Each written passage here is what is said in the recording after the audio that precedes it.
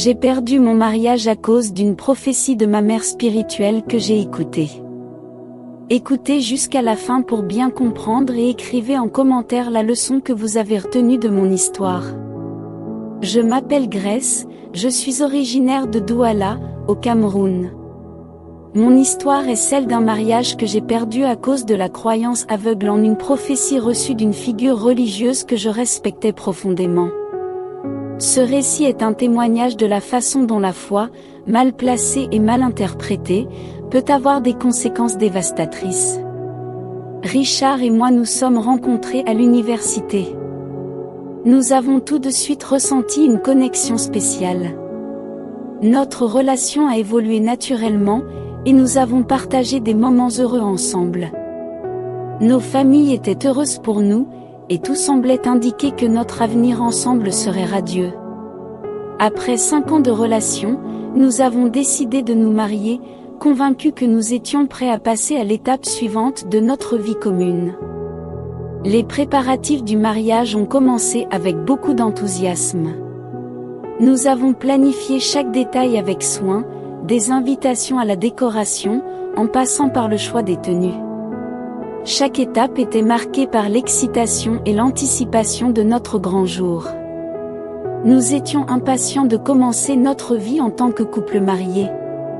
C'est à ce moment-là que j'ai rencontré Mama Esther lors d'une conférence religieuse.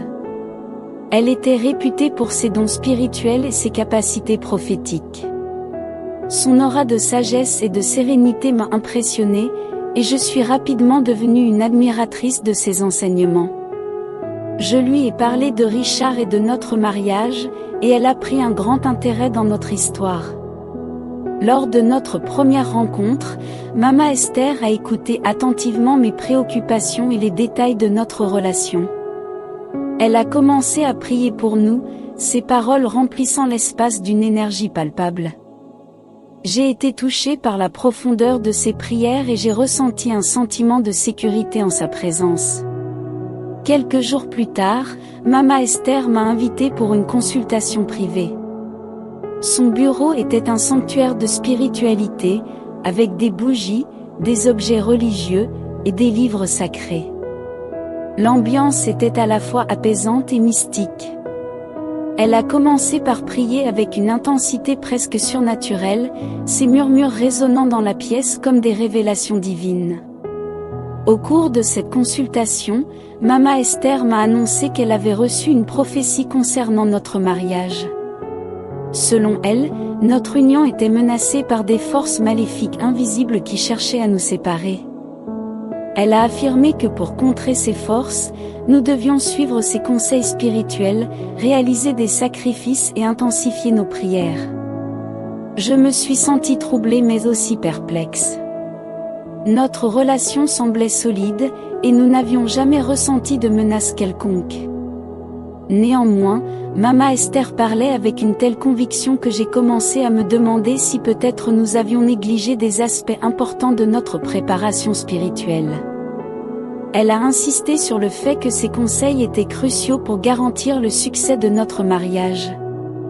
Elle a recommandé que nous fassions des dons importants à des œuvres de charité, que nous participions à des jeûnes réguliers, et que nous nous engagions dans des prières spécifiques pour nous protéger des forces malveillantes.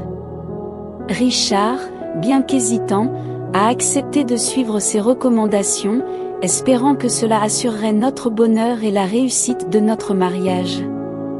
Nous avons commencé à mettre en pratique les conseils de Mama Esther. Les dons étaient importants, et les jeûnes étaient rigides.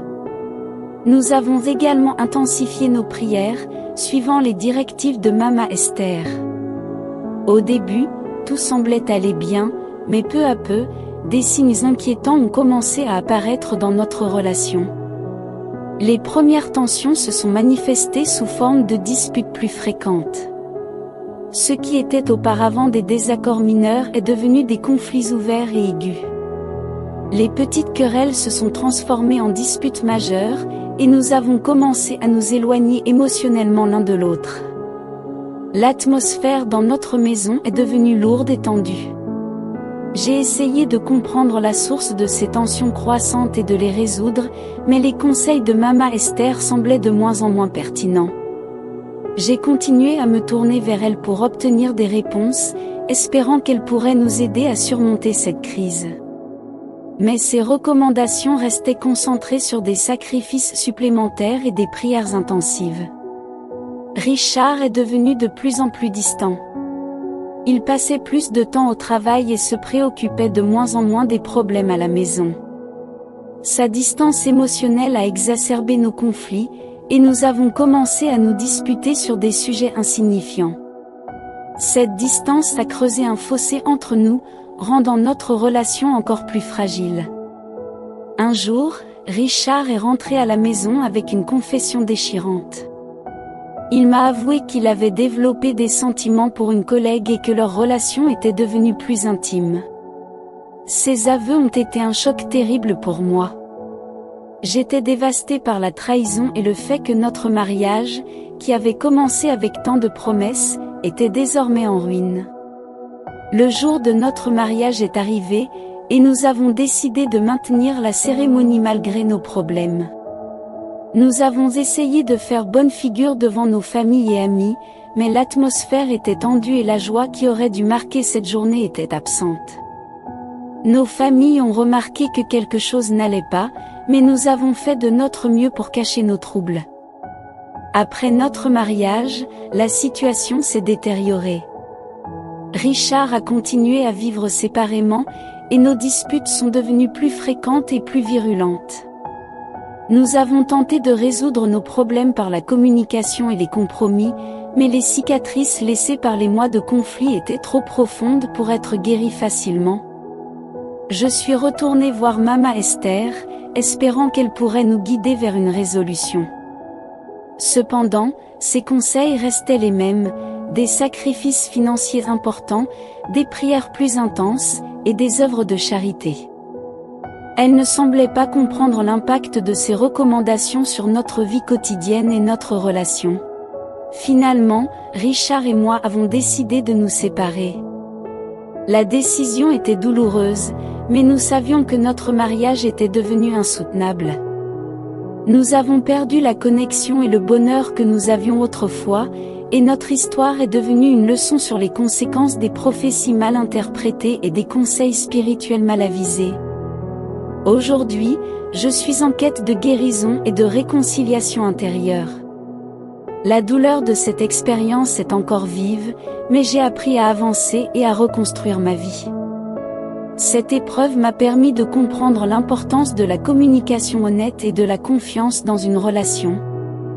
J'espère que cette histoire servira de leçon à d'autres pour qu'ils ne traversent pas des épreuves similaires.